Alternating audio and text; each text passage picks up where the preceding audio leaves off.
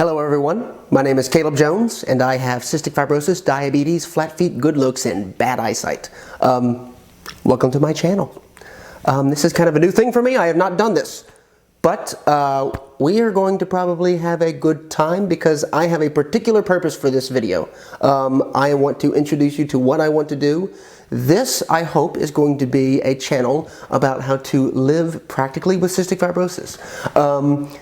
Now, cystic fibrosis, if you're just finding this out or you're looking for information, is going to be a lot of things, and you need to listen to a doctor for most of it. This is not going to be the doctor talk. This is going to be the, I've lived with it for a while, and I'm trying to deal with things, whether it be work or working out or going to school. I've just finished school about how to get medicines, how to do them most efficiently. That's what I think people kind of can't get from their doctor.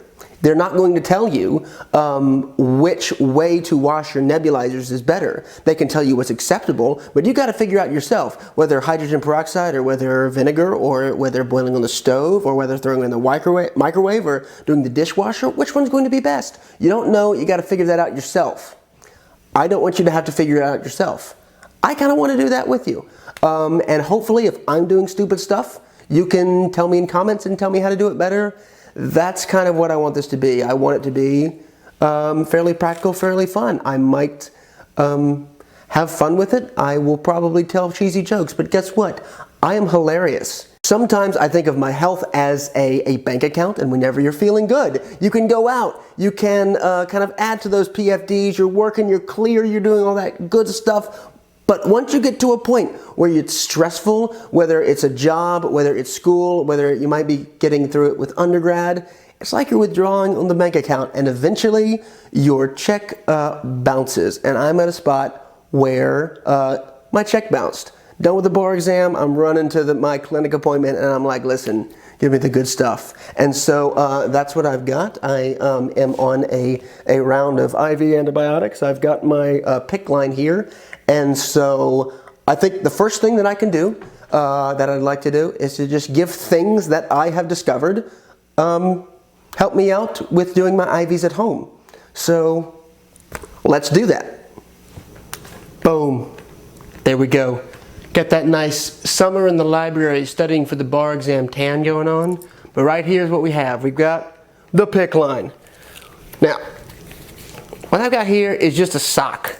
This is the most important part. You're going to want a sock on your PICC line because that's going to keep all of these tubes in place. It's going to keep things off. Otherwise, they just dangle. They can get caught on things. It hurts when these things pull. So, all you really have to do is take something, usually the fluffier the sock the better, cut out the end, stick your arm through it. And really, it just depends on what kind of mood you're in. Sometimes you just want something that's kind of sporty because you might want to run or something. In that case, I totally recommend the soccer sock. It's going to absorb a lot of that sweat. Sometimes you're feeling stylish. Sometimes you're feeling kind of businessy and you just need to kind of blend into the office. Sometimes you're feeling sexy. I don't care what type of sock you use. It's just something that'll get you through the day, something that'll cover up your arm, keep stuff off of your PICC line.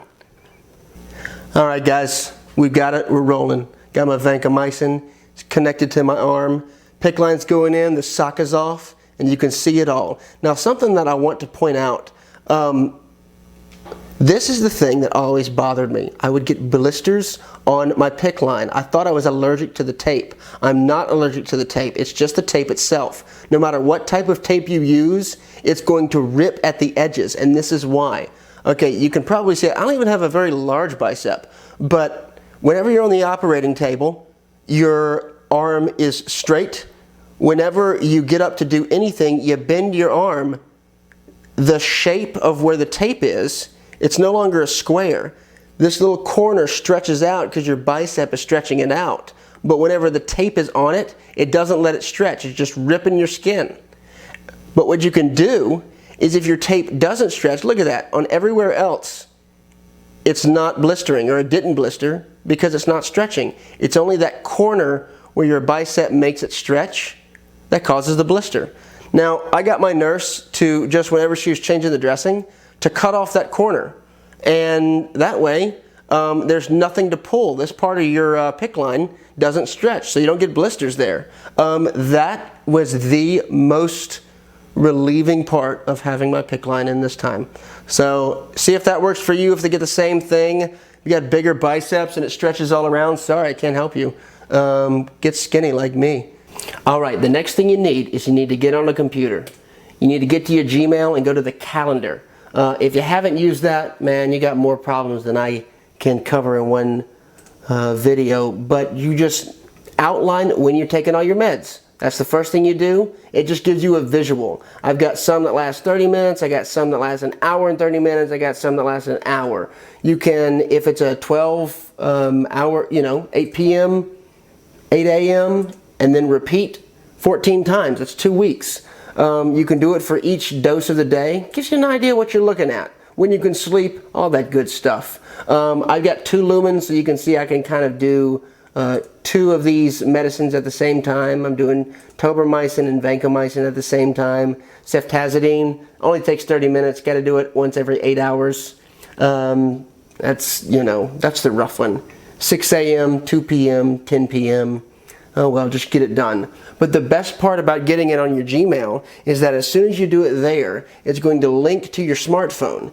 And once it links to your smartphone, you've got alerts that are going to let you know exactly when you're doing all this stuff throughout the day if you keep your smartphone with you. So that's the way to do it. Get it on your computer, get it on your smartphone. That's the way you do your IVs at home.